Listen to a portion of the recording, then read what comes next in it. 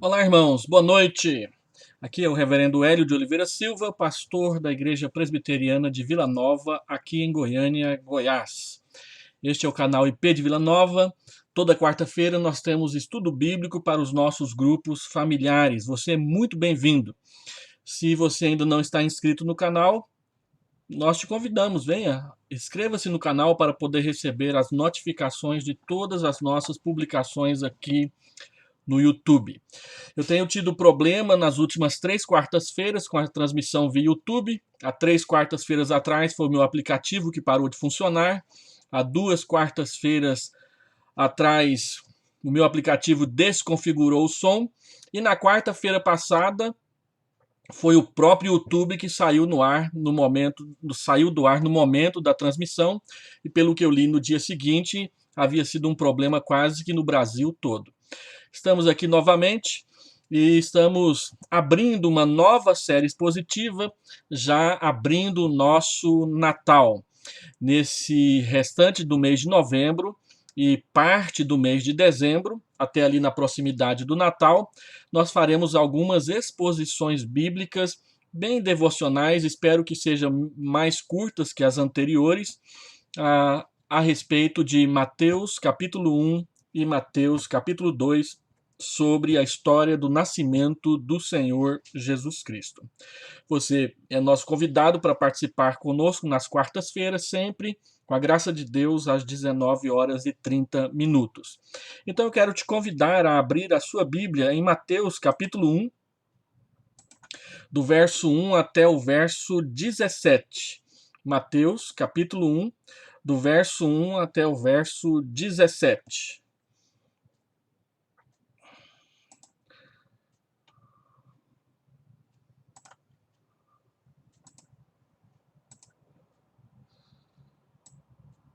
Muito bem. Não sei se você já ouviu alguma vez na sua vida uma exposição de uma genealogia.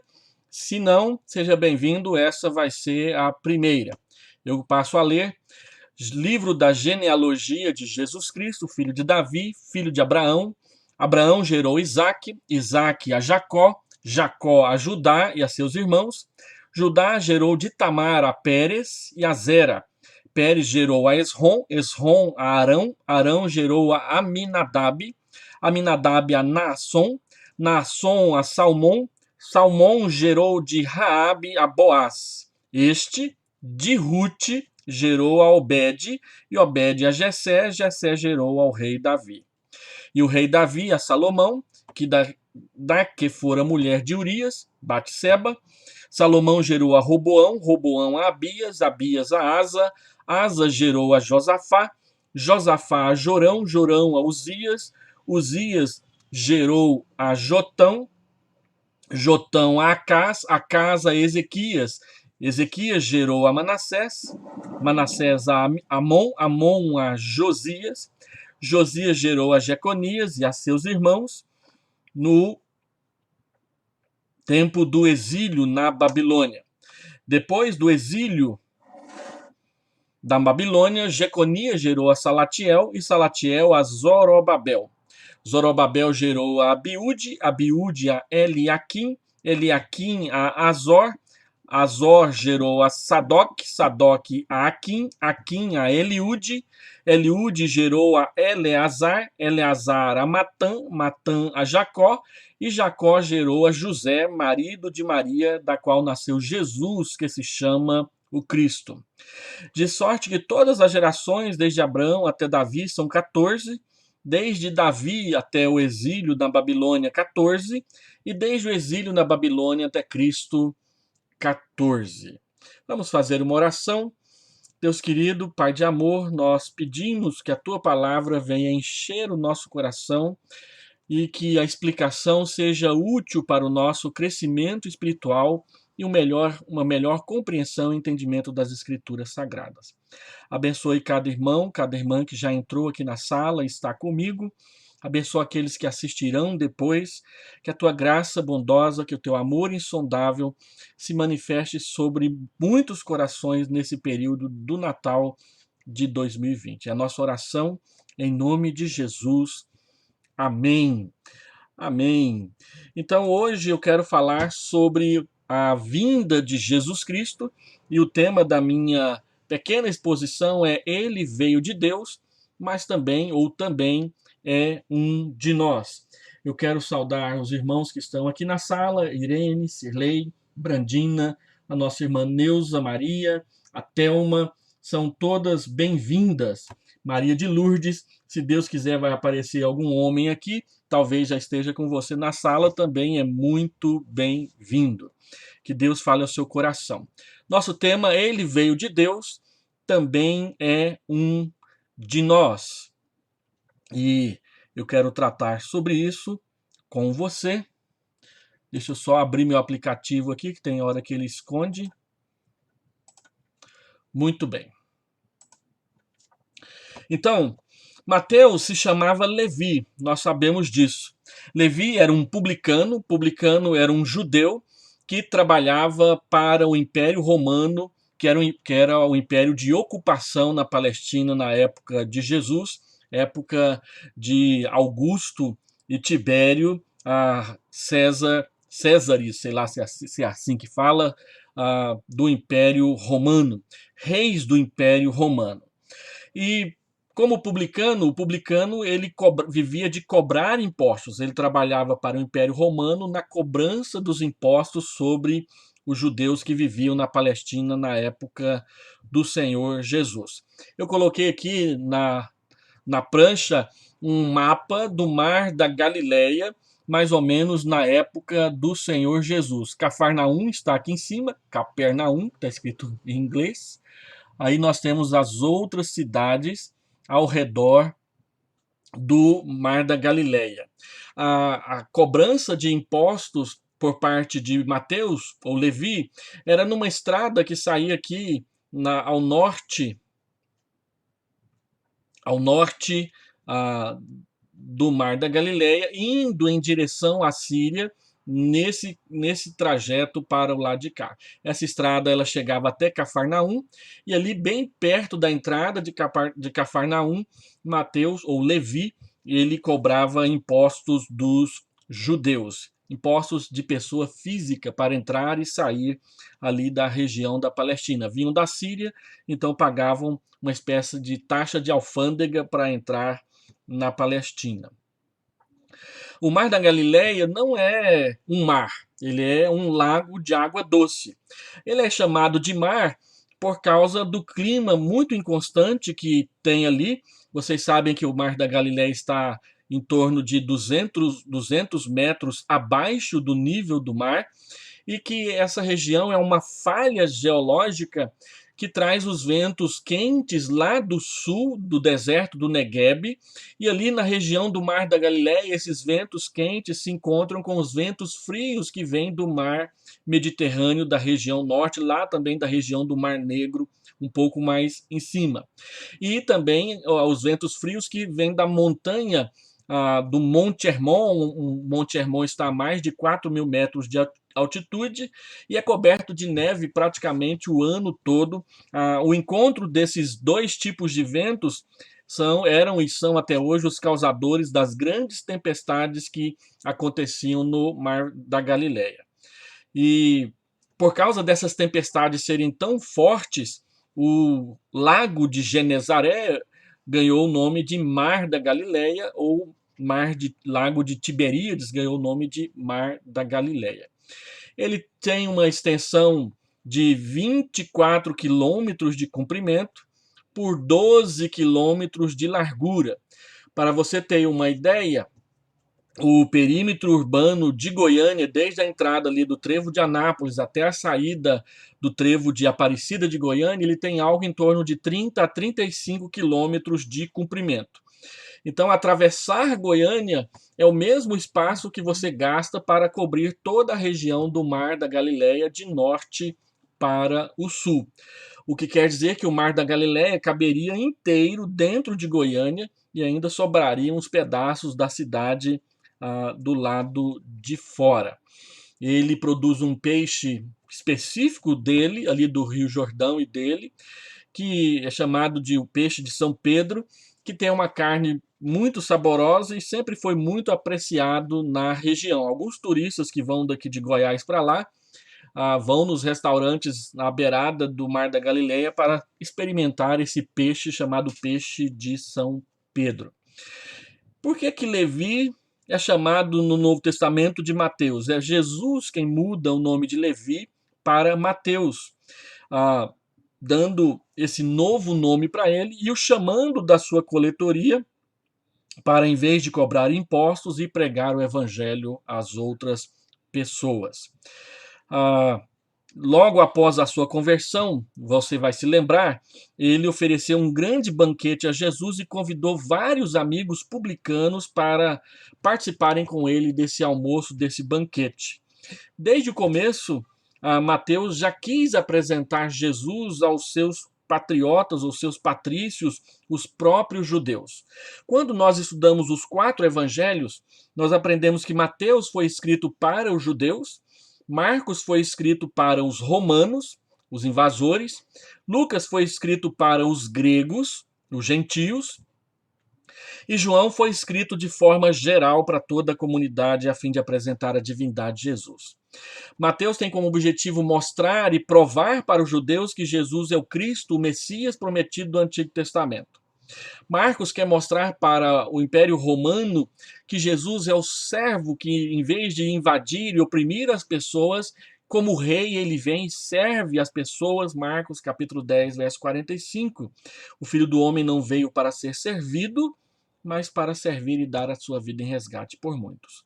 E Lucas apresenta Jesus para os gregos, enfatizando, sem deixar de mostrar, enfatizando a humanidade de Jesus, sem deixar de mostrar a sua divindade, porque o grego se considerava a perfeição, a inteligência, e eles idolatravam a perfeição. As estátuas gregas são cheias de detalhes, eles faziam estátuas de homens e mulheres com corpos perfeitos, bem musculosos, mulheres bem cheias de curvas femininas, para mostrar a perfeição da humanidade. Então Lucas mostra para os gregos que Jesus é o homem perfeito que jamais pecou e que veio para perdoar os nossos pecados.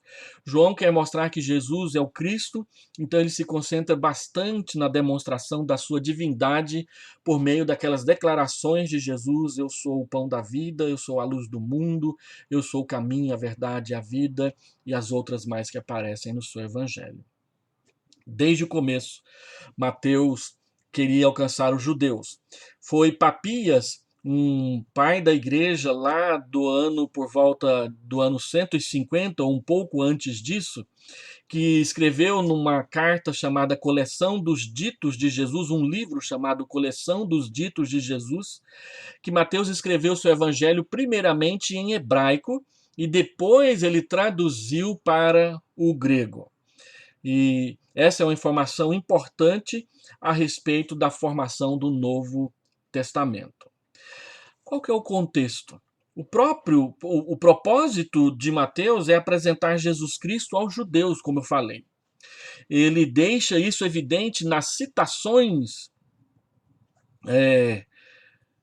que ele faz do Antigo Testamento, mostrando que Jesus é o Cristo. E ele também apresenta vários discursos de Jesus, o Sermão da Montanha, de Mateus 5, 6 e 7, o grande sermão contra os fariseus e escribas em Mateus 23, que as pessoas chamam de os ais de Jesus, e o sermão escatológico de Mateus 24 e 25. Aquele que é rei, ele tem discursos a oferecer, e Mateus registra alguns dos longos discursos de Jesus, além daquela coletânea grande de Mateus 13 sobre as parábolas do reino. Para mostrar que Jesus é o Messias prometido do Antigo Testamento, Mateus então escreve essa genealogia que começa com Abraão, porque o judeu ele tinha orgulho de dizer que a sua origem era Abraão, aquele que seria pai de muitas nações, e passa por Davi até chegar em José. Se Jesus de Nazaré é o Cristo prometido, aos patriarcas e a Davi, então ele precisa ser da família de Davi e da família de Abraão, senão não será reconhecido. Ah, Mateus e os demais evangelistas querem mostrar e enfatizam bastante isso, que Jesus que veio de Nazaré, que nasceu em Belém, é o Cristo que Deus prometeu a Abraão e a Jesus no Antigo Testamento. Eu coloquei aí do lado uma prancha mostrando ruínas da cidade de Berseba, o último lugar onde Abraão viveu na Palestina e onde Isaac viveu quase toda a sua vida ali no sul, na entrada do deserto de Negueb. Essas são as ruínas da antiga Berseba que você lê lá no livro de Gênesis. Então, o que essa genealogia que Mateus registra aqui tem a ver com a divindade, a messianidade de Jesus Cristo? Duas questões são levantadas de forma bem interessante nessa genealogia para nós. Eu já ouvi alguns sermões nessa genealogia, alguns são bem imaginosos, onde as pessoas tiram ideias que não têm nada a ver com o que está aí, e outros são bastante perspicazes na observação de como Mateus construiu essa genealogia. Eu quero ressaltar dois pontos que dizem respeito ao fato de que Jesus veio de Deus e que ele também é um de nós. Primeiro, Jesus veio de Deus e é um de nós por causa da precisão da promessa feita no Antigo Testamento. Tanto as promessas feitas a Abraão e Davi, como as profecias do Antigo Testamento se cumprem em Cristo. Não é uma genealogia desnecessária e nem foi elaborada por vanglória como costuma ser a dos demais grandes homens da história mundial. Essa genealogia demonstra que o nosso Senhor Jesus Cristo é da nação e é da família da qual iria surgir o Messias.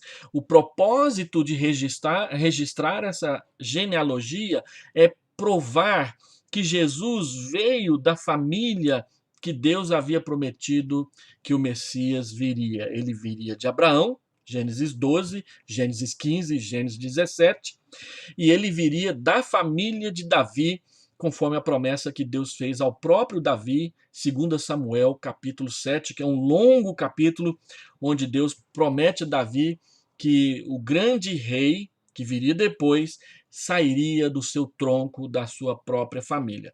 Os judeus entenderam isso, que o Messias viria de Abraão e da família de Davi. O problema que os judeus enfrentaram é que eles não reconheceram o Messias naquele homem chamado Jesus de Nazaré, que nasceu em Belém. A promessa de bênção foi feita a Abraão e a sua descendência.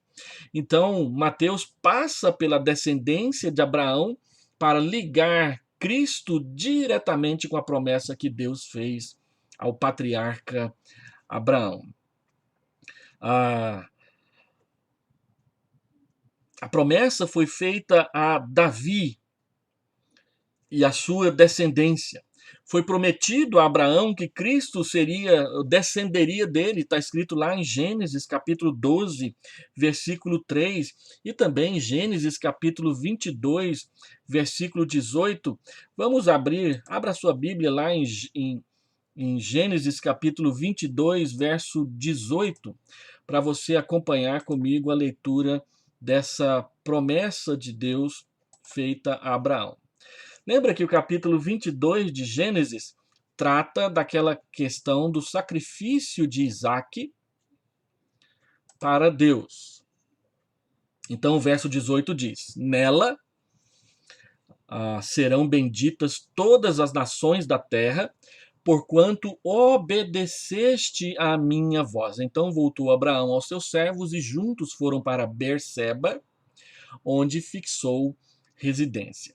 Do que ele está falando? Ele está falando da descendência de Abraão. Ele diz então aqui no verso 17 que deveras te abençoarei e certamente multiplicarei a tua descendência, como as estrelas dos céus e como a areia na praia do mar. A tua descendência possuirá a cidade dos seus inimigos. Nela, a descendência, serão benditas todas as famílias da terra. Deus prometeu a Abraão. Então, as promessas e as profecias do Antigo Testamento se cumprem em Cristo. A Davi, Deus também disse que o Messias descenderia dele, 1 Samuel capítulo 7, versículo 12, no Salmo 89, versículo 3, e no Salmo 132, versículo 11. Portanto, a menos que Jesus seja filho de Davi e filho de Abraão, ele não é o Messias. Se não ficasse provado que Jesus era da família de Davi e descendente de Abraão, ele não poderia ser chamado por nós de o Cristo. Mateus e Lucas também, eles se dão ao trabalho de fazer essas genealogias para mostrar o fato bíblico de que a promessa lá do Antigo Testamento, feita aos patriarcas, feita àqueles reis que serviram ao Senhor, é que Cristo veria da sua família como de fato veio. A própria organização tripla que Mateus dá à genealogia aponta para as promessas feitas a Davi. Há um detalhe curioso escondido aí nas palavras e nos nomes que a gente lê, e como a gente não conhece o hebraico e as línguas bíblicas originais, passa despercebido para nós.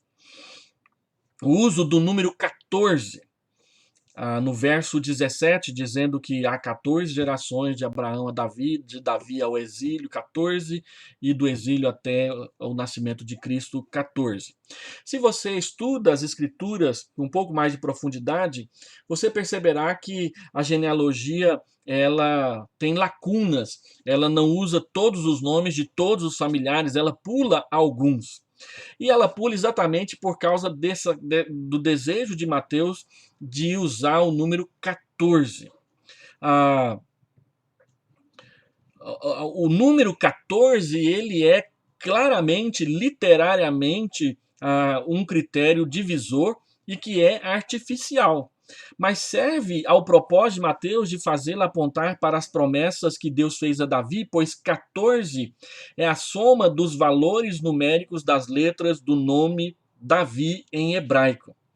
Não é que existe uma numerologia bíblica e que você tem que contar as coisas. É que no hebraico os números eram as letras. Então cada letra correspondia a um número nas contas matemáticas dos judeus. Dessa forma, tirando as vogais, porque no hebraico não tem vogal, sobram as letras, 3 letras. O D no hebraico, o D, o W e novamente o D, que é o David. E o D é o número 4, A, B, C, D, 4. O W, que seria uma espécie de V, ele é o 6, no alfabeto hebraico é a posição que ele assume. E o D, novamente, 4. Então, 4 mais 6, 10. 10 mais 4, 14. Então, fazendo essa soma dos números, das letras do nome Davi, Mateus estabeleceu o critério de 14. O que ele quer mostrar com isso? É que estes nomes todos estão relacionados com Davi e a promessa de que o Messias seria da sua descendência específica. Por isso, a preocupação do judeu com a genealogia para saber se, de repente, um parente seu não é ou seria descendente ou alguém que seria o Cristo mais na frente, no futuro. A diferença é que eles achavam que o descendente de Davi seria uma pessoa da nobreza e não da pobreza, como o Senhor Jesus Cristo escolheu nascer aqui na terra. Então, totalizando 4 mais 6 mais 4, nós temos 14. Noutras palavras, é uma forma sutil de enfatizar a importância de Davi e a promessa de 2 Samuel 7, que é um dos textos centrais no Antigo Testamento. Ao ler a Bíblia, e ao estudar a Bíblia com um pouco mais de profundidade, você descobre que alguns capítulos do Antigo Testamento, eles são fundamentais.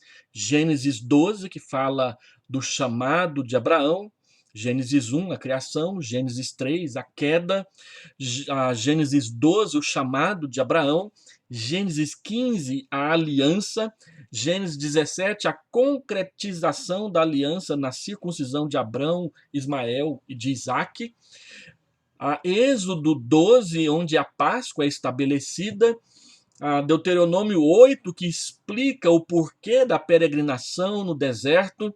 E aí você vai andando no Antigo Testamento, quando chega na história de Davi, o capítulo que é crucial para entender quem é Davi para Deus, 2 Samuel capítulo 7. Por quê?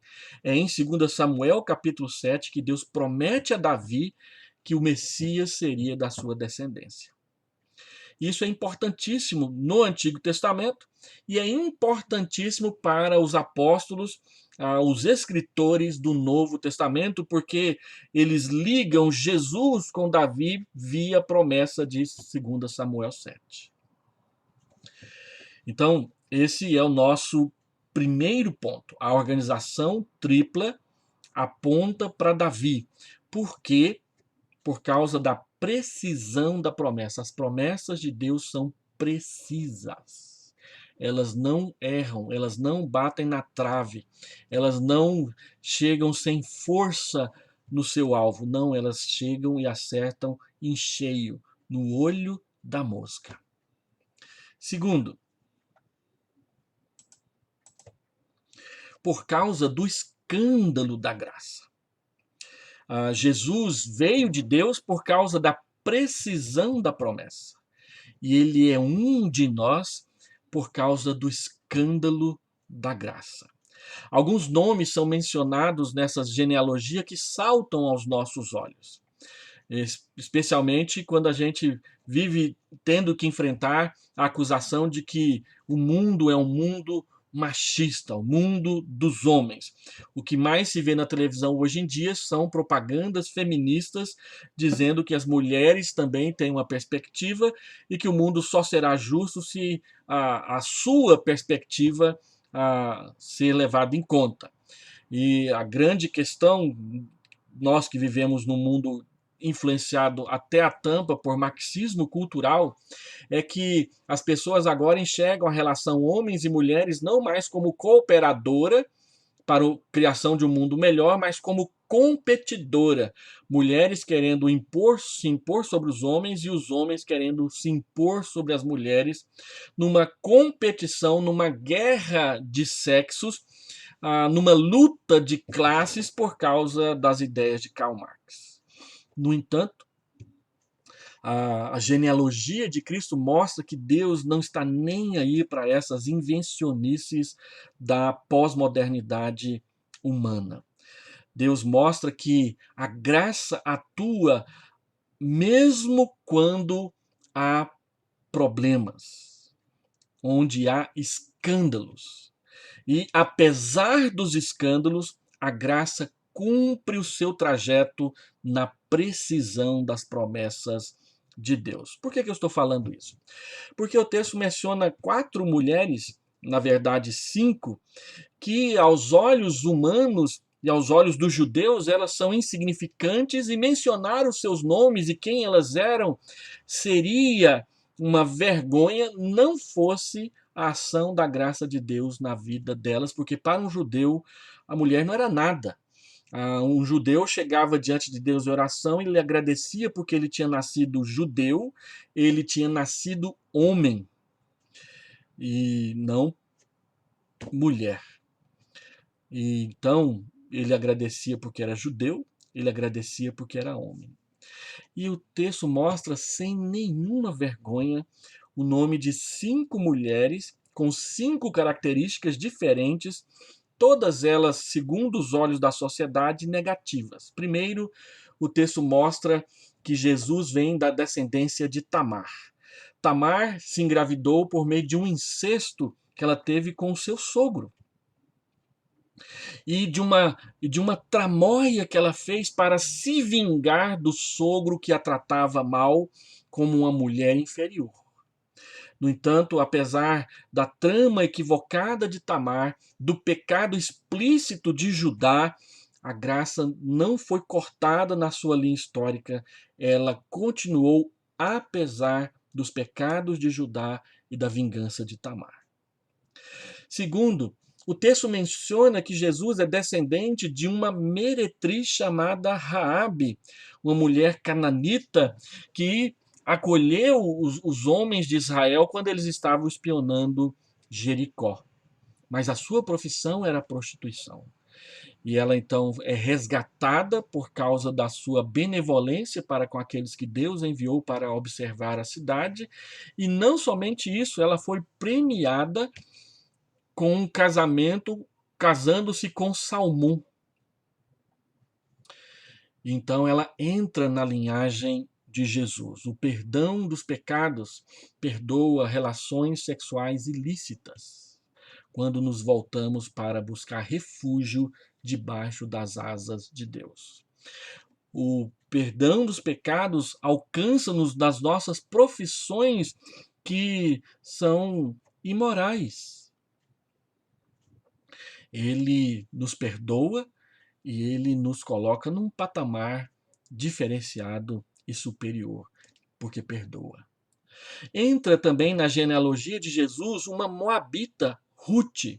Deus havia dito que nenhum moabita teria participação na Assembleia do povo de Deus. No entanto, ele mesmo coloca Ruth dentro da genealogia de Jesus, mostrando que o evangelho alcança até mesmo aqueles que estão fora do povo eleito, porque o objetivo do evangelho é ir a todas as nações, a todos os povos, e isso é exemplificado e antecipado na conversão de Ruth, quando ela escolhe o Deus de Noemi para ser o seu Deus.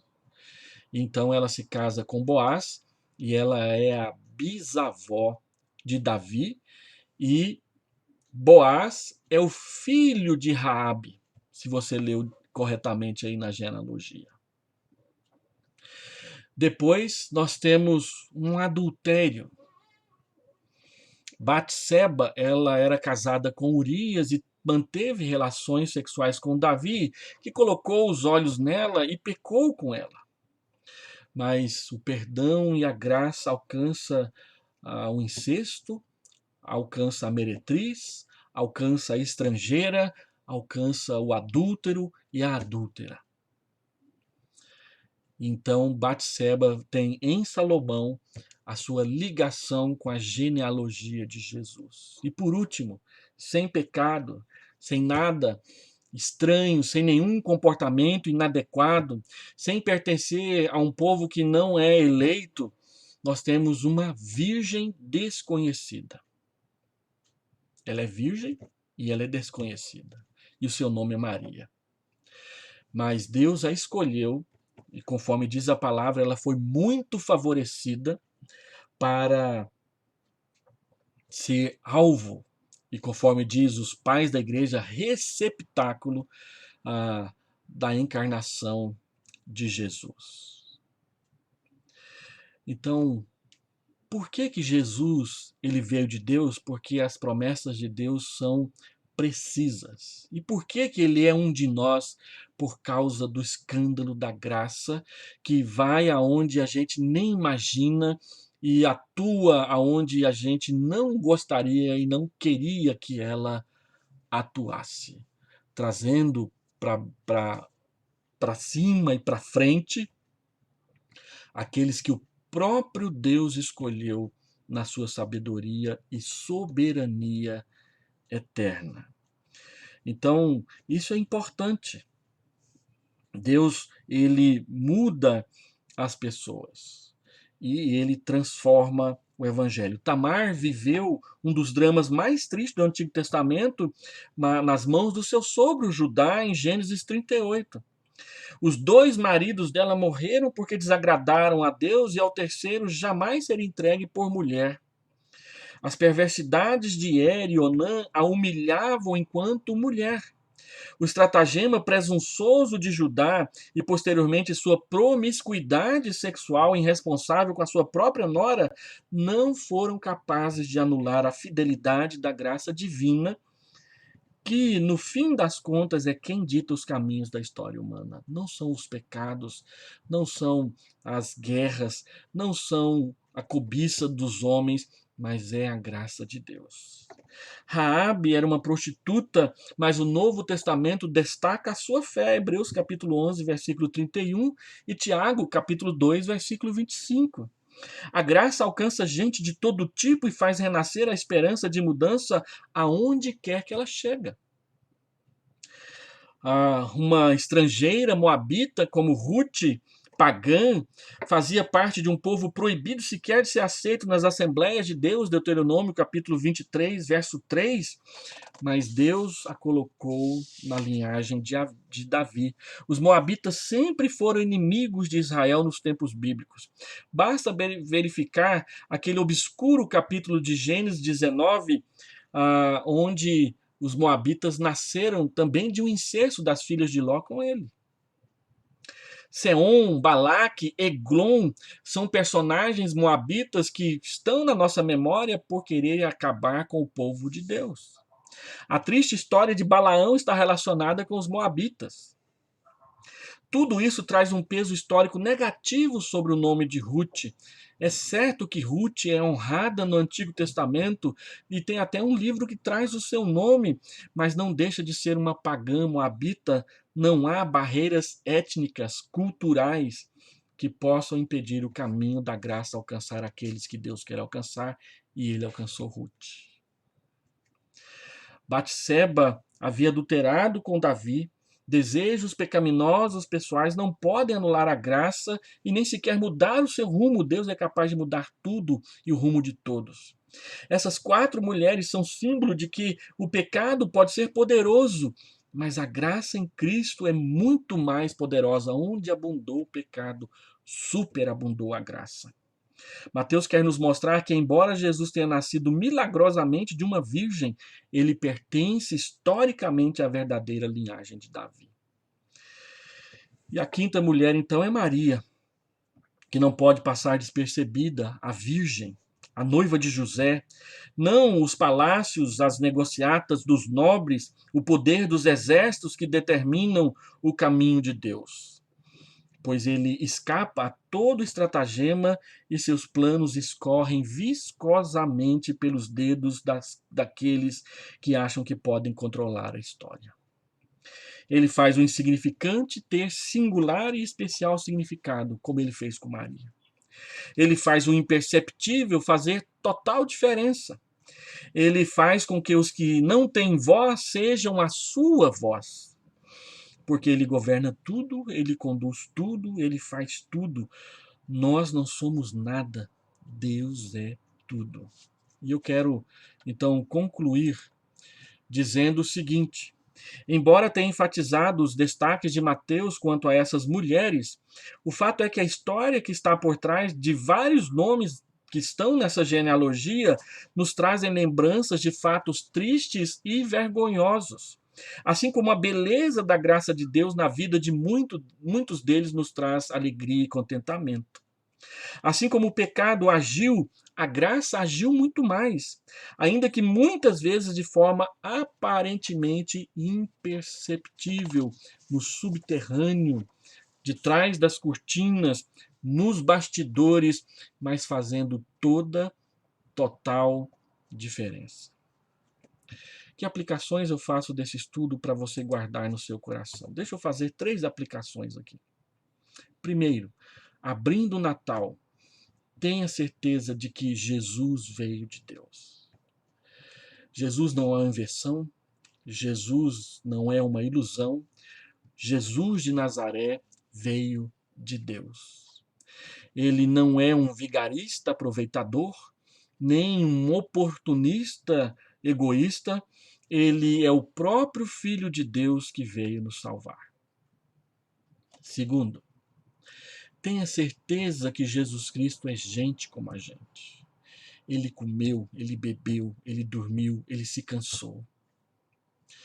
Ele chorou por causa da morte de um amigo. Ele chorou por causa dos pecados de Jerusalém.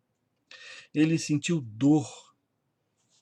Ele foi machucado, como nós muitas vezes somos machucados. A diferença é que ele jamais pecou como nós pecamos. E Hebreus diz que porque ele jamais pecou, sendo ele integralmente homem, ele pode nos socorrer nas nossas fraquezas pecaminosas.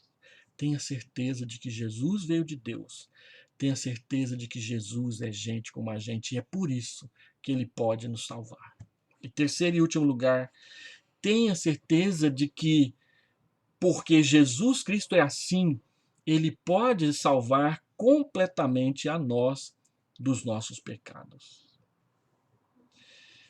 Entregue a sua vida a Jesus. Este Natal é uma oportunidade para que você faça isso. E nós queremos te dizer que Jesus, ele veio de Deus, ele é como a gente, e porque ele é assim, é ele que pode nos salvar. Vamos orar. Pai amado, Deus querido, eu quero bendizer o teu nome por causa da dádiva que é Jesus Cristo, por causa da singularidade, da perfeição e da pontuação, da especificidade da tua promessa, por ela ser tão precisa.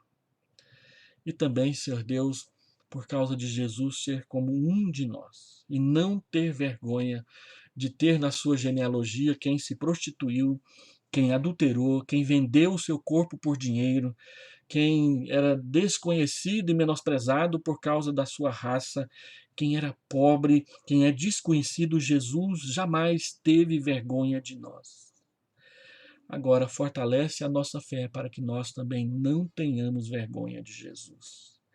Dá-nos força para confessar Jesus, o Salvador, diante de quem quer que seja, a qualquer momento, para a glória do teu nome. Nós oramos em nome de Jesus.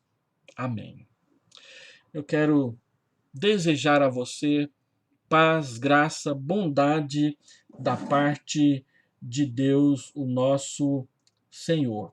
Dando uma olhada aqui no chat, a Thelma, Simone, Ana Lúcia, Silvio, Odracir, Daniela, Cleisia, Maria de Lourdes, são todos muito bem-vindos. Que a graça de Deus aplique nos seus corações e nos corações daqueles que assistirem depois desse vídeo a palavra do Senhor. Tenha uma boa noite de descanso na presença do Pai. Amém e amém. Até mais.